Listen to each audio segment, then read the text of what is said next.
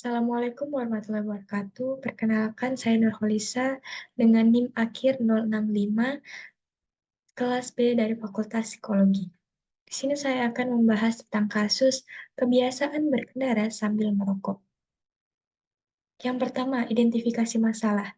Merokok merupakan salah satu hal yang menjadi kebiasaan bagi sebagian besar masyarakat Indonesia. Bahkan saat ini kita sering menjumpai pengendara motor maupun mobil yang berkendara sambil menyalakan rokok di tangannya. Hal ini semakin diperparah karena banyak orang yang menganggap bahwa hal ini itu adalah hal yang sudah wajar dan sudah dianggap biasa. Padahal di balik kejadian itu ada banyak sekali bahaya yang bisa ditimbulkan, mulai dari mata iritasi hingga mengalami kebutaan karena bara panas dari puntung abu rokok yang masuk ke mata. Bahkan sebagian orang beralasan bahwa merokok sambil mengemudi itu mereka lakukan untuk mengatasi rasa bosan dan rasa kantuk mereka ketika sedang berkendara. Padahal pemerintah melalui Peraturan Menteri Perhubungan Nomor 12 Tahun 2019 tentang perlindungan keselamatan pengguna sepeda motor telah mengatur perihal larangan merokok bagi pengendara. Namun tetap saja banyak sekali yang melanggar. Yang kedua, kebijakan alternatif melalui hukum yang dibuat pemerintah. Di Indonesia, merokok sambil berkendara dianggap sebagai pelanggaran hukum yang dapat mengakibatkan sanksi pidana. Pemerintah telah membuat dua peraturan. Yang pertama yaitu Undang-Undang Nomor 22 Tahun 2009, Pasal 106 Nomor 1 tentang Lalu Lintas dan Angkutan Jalan, yang berbunyi, setiap orang yang mengemudikan kendaraan bermotor di jalan wajib mengemudikan kendaraannya dengan wajar dan penuh konsentrasi. Dikatakan bahwa orang yang tidak mengemudikan kendaraan motor di jalan secara tidak wajar dan melakukan kegiatan lain yang menyebabkan hilangnya konsentrasi ketika mengemudi, itu dapat dipidana dengan kurungan paling lama 3 bulan dan denda paling banyak Rp750.000. Kemudian yang kedua, Peraturan Menteri Perhubungan Nomor 12 Tahun 2019, Pasal 6 huruf C tentang perlindungan keselamatan pengguna sepeda motor yang digunakan untuk kepentingan masyarakat, yang berbunyi, pengemudi dilarang merokok dan melakukan aktivitas lain yang mengganggu konsentrasi ketika sedang mengendarai sepeda motor. Selanjutnya, usulan kebijakan.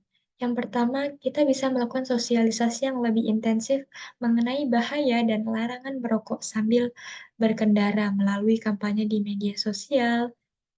Kemudian, kita bisa mengedukasi ke masyarakat tentang resiko merokok saat berkendara, termasuk potensi kecelakaan dan gangguan kesehatan yang dapat ditimbulkan.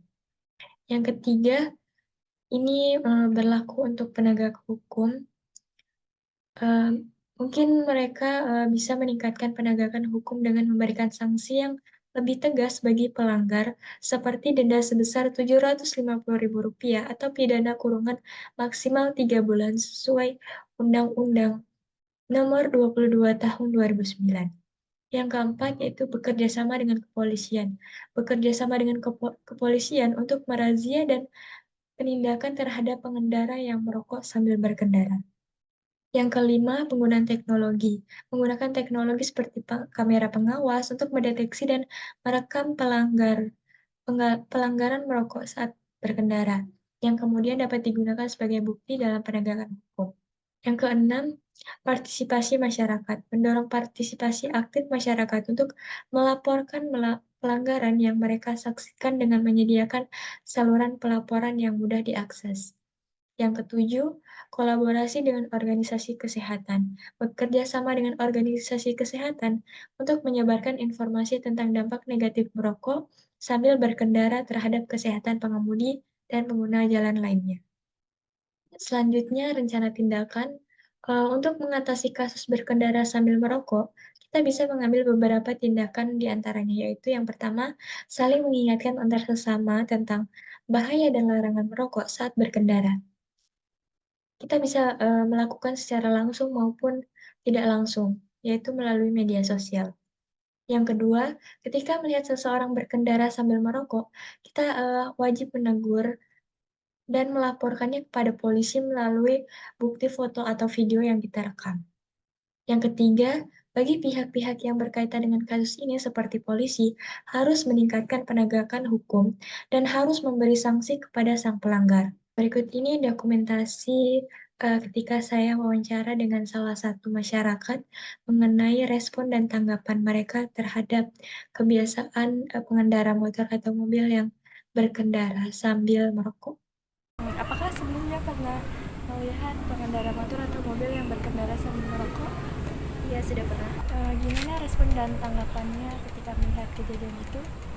Sedikit miris lihatnya, apalagi kebanyakan orang sudah tahu bahaya dari berkendara sambil merokok. Asap dan bara yang ada pada rokok bisa berterbangan mengenai orang lain. Ada nggak kritik atau saran buat pengendara yang merokok? Usahakan ketika berkendara jangan sambil merokok karena itu bisa membahayakan diri sendiri maupun orang lain.